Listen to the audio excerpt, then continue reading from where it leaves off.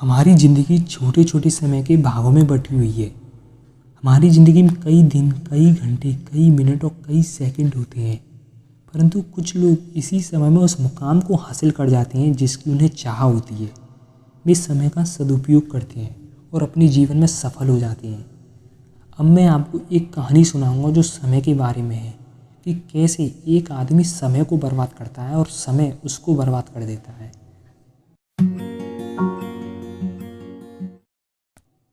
एक गांव में एक गरीब आदमी रहता था। उसके घर में उसकी पत्नी और उसकी एक बेटी और एक छोटा बेटा था। उसकी पत्नी दूसरों के घर में काम करके अपने परिवार का खर्च चलाती थी। उसका पति, जिसका नाम श्याम था, श्याम दिन भर नशे में डूबा रहता था और दूसरों के साथ अपने समय बर्बाद किया करता था। कहीं इधर ताश के पत्ते खेलता दिखता तो कहीं उधर लोगों के दरवाजे बैठकर गसब मारा करता था। अपने परिवार का ख्याल उसे बिल्कुल भी नहीं था। उसके माता पिता ने उसकी शादी कराकर गलती कर दी थी कि उस बेचारी उसकी पत्नी दिन रात काम करके अपने बच्चों का पेट पालती थी। यदि उसकी पत्नी एक भी दिन काम पर ना जाए तो उसके बच्चे भूखे रह जाते थे। इसलिए उसकी पत्नी प्रत्येक दिन दूसरों के वहाँ काम करती थी। लेकिन श्याम को इन सब बातों से कोई भी फर्क नहीं पड़ता था। उसे बस अपना समय बर्बाद करके हंसी मजाक और पत्ते खेलने में बहुत मजा आता था। शाम को शराब पीकर घर आकर जोर जोर से अपनी पत्नी पर चिल्लाता था। कई बार उसने अपनी पत्नी को मारा भी, लेकिन अब उसकी पत्नी करे भी तो क्या, वह तो अपने बच्चों को छोड़कर नहीं जा सकती थी। श्याम को जो कोई भी समझाता था कि श्याम कुछ कार्य किया करो, पैसे कमाया करो, अपने परिवार का खर्च तो उठाओ, तुम्हारी 2 बच्चे हैं, तुम्हारी पत्नी है, उनकी देखभाल तो करो, ऐसे अपना समय क्यों बर्बाद करती हो। श्याम उसके ऊपर बिगड़ जाता था और कहता था, तुम्हें इससे लेना देना क्या, मैं कुछ भी करूं, कैसे भी करूं, मेरा जीवन है, मैं तुम्हारे घर खाना खाने आता हूं। इसके कारण कोई भी गांव का सदस्य उससे इस विषय में बात ही नहीं करता था। वह सुबह खाकर निकल जाता था और रात में शराब पीकर आता और अपनी बीवी के ऊपर गुस्सा करता था।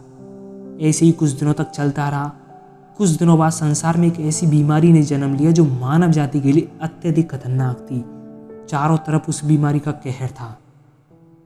आप सब जानते होंगे मैं कोरोना वायरस की बात कर रहा हूँ। जब सरकार द्वारा लॉकडाउन लगा दिया गया था तब चारों तरफ लोगों का एक दूसरे के वहाँ आना जाना बंद हो गया था। सारे कार्य, सारी फैक्ट्रियाँ, सारी गाड़ियाँ इत्यादि सब बंद हो गए थे। अब श्याम का परिवार भूखा मरने लगा था क्योंकि उसकी पत्नी जो रोज कमाने जाती थी वह अब किसी के घर इसी कारण से नहीं जा पाती थी कि कहीं इस बीमारी की वजह मैं ना हो जाऊं। लोग उसे अब काम पर बुलाना भी बंद कर दिए थे। उसके परिवार में अनाज का एक दाना भी नहीं बचा था। उसके घर में कुछ पैसे भी नहीं थे। उसका छोटा बेटा भी बीमार हो गया था। अब वह क्या करता। उसके बच्चे की तबीयत ज़्यादा खराब होने लग गई थी। लेकिन अब श्याम को समझ आने लग गया था कि मैंने अपने परिवार का बिल्कुल भी ध्यान नहीं दिया, जिसके कारण आज ये हो रहा है। उसने बच्चे को अस्पताल ले जाने की सोचा, परंतु उसके पास पैसे नहीं थे। वह गांव वालों से पैसे मांगने गया, लेकिन गांव वाले ने कहा पहले कहने पर तो हम लोगों पर जली कुटी सुनाता था, अब इस लॉकडाउन में हमारे पास पैसे कहाँ से आए, यही कहकर वह लौटा देती थी। श्याम अत्यधिक परेशान था। अब करे भी तो क्या, वह चाहकर भी कुछ नहीं कर सकता था। एक पूरा दिन बीत गया। उसके बेटे की तबीयत और भी ज़्यादा खराब होने लग गई। तभी किसी तरह उसकी पत्नी ने जहाँ काम करती थी वहाँ से कुछ पैसे जुटाकर लाई और श्याम अपने बच्चे को हॉस्पिटल ले जाने की तैयारी की। श्याम अपने बच्चे को लेकर गांव के बाहर एक अस्पताल में पहुंचा। श्याम दौड़ता हुआ डॉक्टर के पास गया। उसने कहा, मेरे बच्चे को बचा लीजिए। डॉक्टर साहब ने सारे इंस्ट्रूमेंट लगाकर चेक किया। उसका बेटा मर चुका था। डॉक्टर साहब ने यह बात श्याम को बताई। यदि तुम अपने बच्चे को 10 से 15 घंटे पहले लाते तो मैं तुम्हारे बच्चे को बचा लेता। मुझे बहुत दुखी होकर कहना पड़ रहा है कि मैं तुम्हारे बच्चे को नहीं बचा सका। श्याम यह सुनकर उसके पैरों तले जमीन खिसक गई। वह रोने लगा, गिड़गिड़ाने लगा, अपने आप को कोसने लगा। वह कहने लगा कि यह सब मेरी गलती है, मैंने जीवन में कुछ नहीं किया, सिर्फ अपना समय बर्बाद किया है। यदि आज मेरे पास पैसे होते तो मैं अपने बेटे को जल्दी हॉस्पिटल ले जा पाता और मेरा बेटा बच जाता। मैंने अपने जीवन में समय को बहुत बर्बाद किया है। मेरे प्रिय भाई बहनों, ये कहानी हमें क्या बताती है कि समय का सही उपयोग करने से क्या परिणाम मिलते हैं और उसी समय का गलत उपयोग करने से क्या परिणाम मिलते हैं।